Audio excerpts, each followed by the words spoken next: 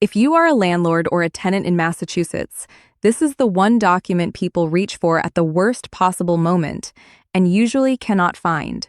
Today, it is the Massachusetts month-to-month rental agreement. A month-to-month rental agreement sets out the rent, the deposit, who pays which utilities, and how much notice either side gives before ending the tenancy on a rolling term instead of a fixed year. It is the most flexible arrangement in residential renting and the one people most often leave undocumented because it feels informal. Without it, you are relying on default rules and memory for the notice period, the deposit, and every house rule you thought you had agreed. And this matters more than people expect.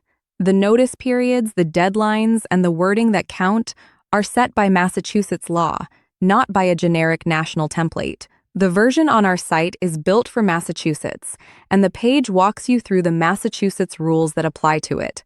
You complete the fields right in your browser and download a finished PDF, properly laid out, ready to sign and serve.